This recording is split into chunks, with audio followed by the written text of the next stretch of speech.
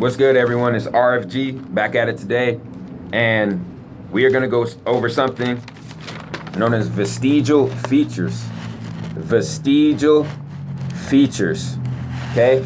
Very, very important information. Vestigial features proves that humans either come from one or two different animal bloodlines. Okay, you have humans on this planet who actually have dolphin DNA. You have other people on this planet who have more of ape DNA. Okay, ape or dog DNA. And we're going to show, I'm going to show, everybody these features and which features, come from what animal's DNA. Okay, so right here, I have 13 different vestigial features listed off. Okay, right here, we have the appendix. Now, the appendix, according to many scientists, used to be a second stomach. That small organ that's, hanging out of the stomach near the intestines called the appendix. What it used to do is it used to be a second stomach for cavemen. When they ate raw meat, they had to digest it. You see what I'm saying? Quickly. They had to digest the food quickly. So they needed extra stomach acid to do that. And what better way to do that other than having a second stomach? So like I said, the appendix used to be the caveman's second stomach. Wisdom teeth. Wisdom teeth in the back of our mouth. That used to be extra teeth for the caveman to, bite into flesh and to chew it so it goes down the throat and into the two stomachs to be digested. Right here, okay, number 3, we have the tailbone. The tailbone, otherwise known as the coccyx. Okay, there are people in Europe and in northeastern Africa born with tails, okay, actual tails, extended tailbones. So the tailbone, of course, is Neanderthal DNA. Okay, right here, number 4, we have extremely large ears. Okay, that is another form of either Neanderthal or dog DNA. When someone has extremely large ears, because the original melanated tribes in Africa, they had extremely small ears. Extremely small ears. Okay. Number 5 on the list for vestigial features is something known as erector pili. Erector pili is ARRECTOR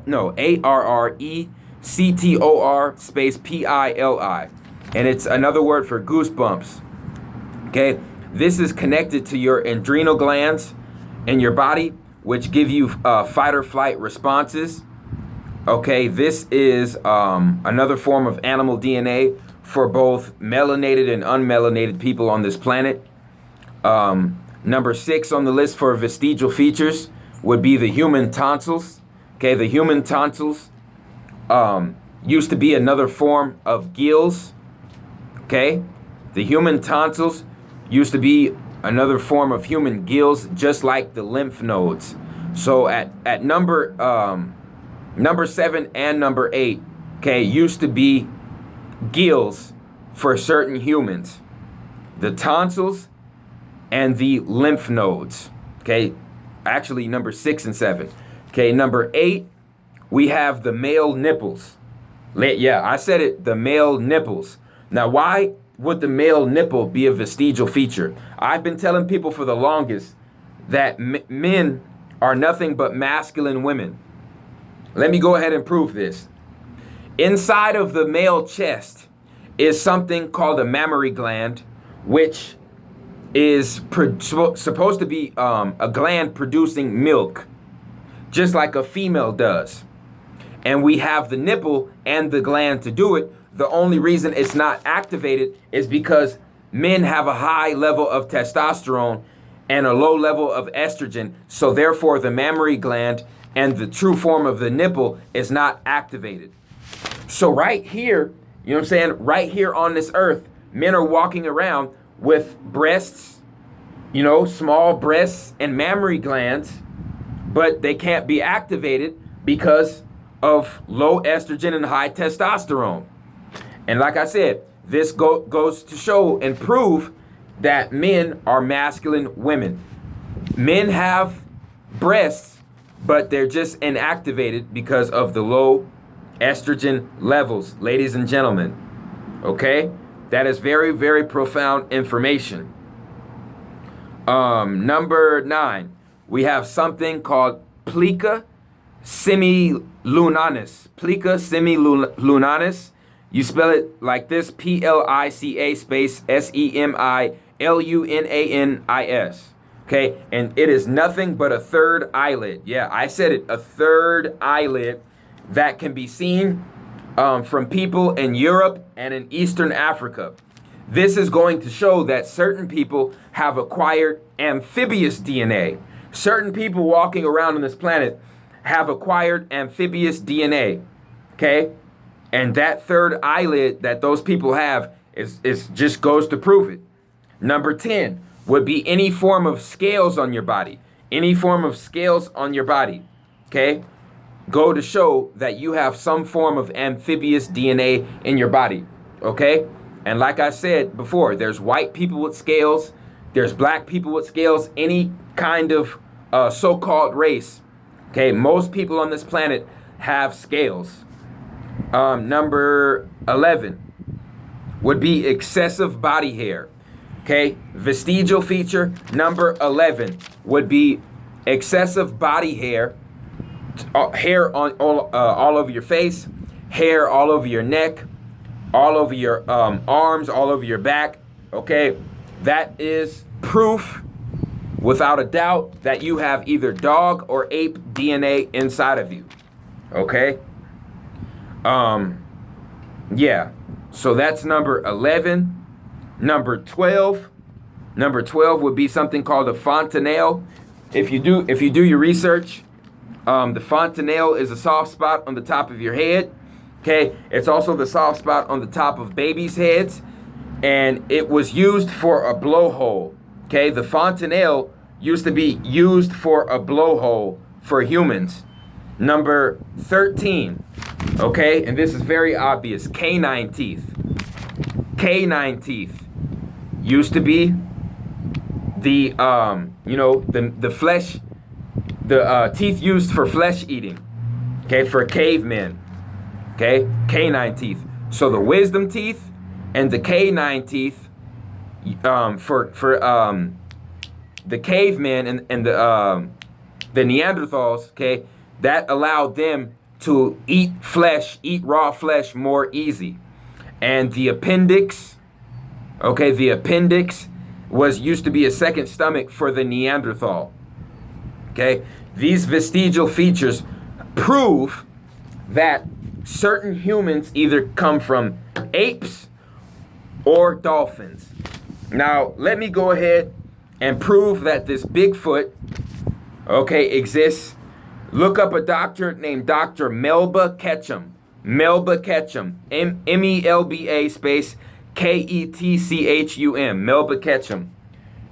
Her and her doctors excavated certain artifacts and fossils with Bigfoot hair still inside of the fossil. So they took the Bigfoot hair to their laboratory and processed it and found that the nuclear DNA of the nuclear DNA of the Bigfoot came from a human genome, and then the mitochondrial DNA of the Bigfoot came from a ape genome, a monkey genome. So the Bigfoot DNA, their lineage goes all the way back to where a DNA strand from a melanated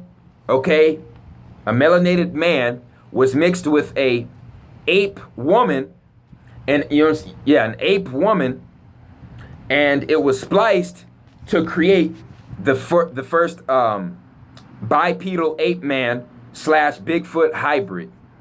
Okay, so like I said, Bigfoot has the mitochondrial DNA of an ape and the nuclear DNA of the original melanated people on this planet. It is a complete splice, 50-50.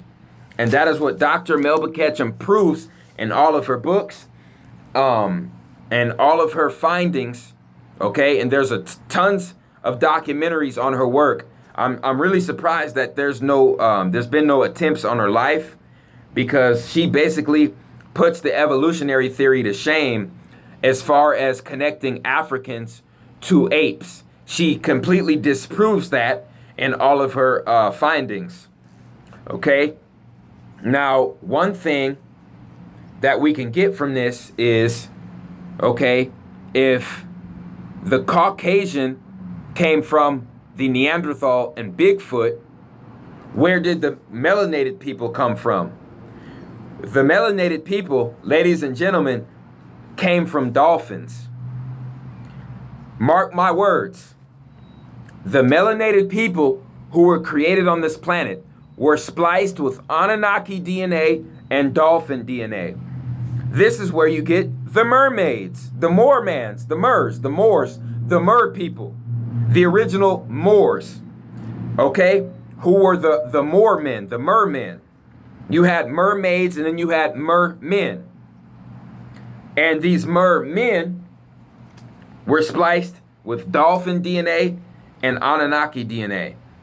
And I can go ahead and prove this because, like I said, the blowhole on top of our heads, known as the fontanelle used to be a fountain. The fontaine used to be a fountain. The fontanelle, where the water came right out of the top of our heads, okay? And just to prove this, ladies and gentlemen, the dolphin is not a fish. And it's very funny because mainstream science, they'll give you a little truth with a whole bunch of lies. You see what I'm saying? To make the truth look out of the norm, okay? They already told us that the dolphin was not a fish. The dolphin is a mammal. The whale is a mammal. Okay, warm-blooded animals. Warm-blooded animals. Intelligent animals. Animals with pineal glands. That's another thing they'll never tell you, is that dolphins have pineal glands. Whales have pineal glands. But it looks like the dolphins and the whales are getting ready to go extinct, just like the melanated people on this planet. Go figure. Go figure. What else do we have here?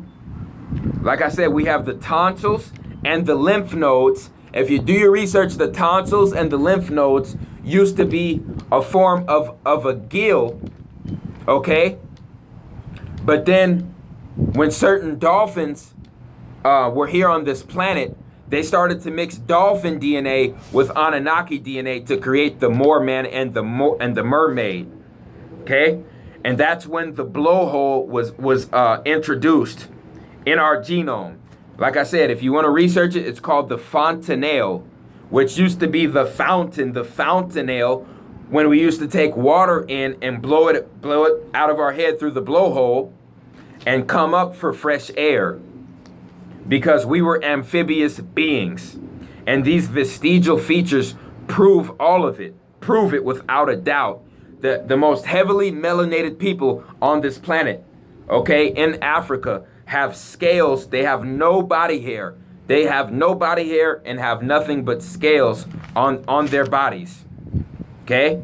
And when they get out of the water, they get extremely ashy, which, you know, proves without a doubt that the original melanated on this people on this planet had a large form of amphibious DNA. Okay, this is the information that they are hiding from us, and that they will kill. They will kill and demean anyone who comes out with this information. Dr. Delbert Blair touched on this in many lectures, okay? And they took his life. Okay, so like I said, your vestigial features are the appendix, wisdom teeth, the tailbone, large ears, erector pili, which is goosebumps, tonsils, male nipples, lymph nodes, the third eyelid, scales, excessive body hair, fontanelle, which used to be a blowhole, canine teeth, and that's really the main vestigial features right there. If you don't believe what I'm saying, just go ahead and research Dr. Melba Ketchum's work. Also, shout out to this brother, shout out to this dude. His name is, what's his name?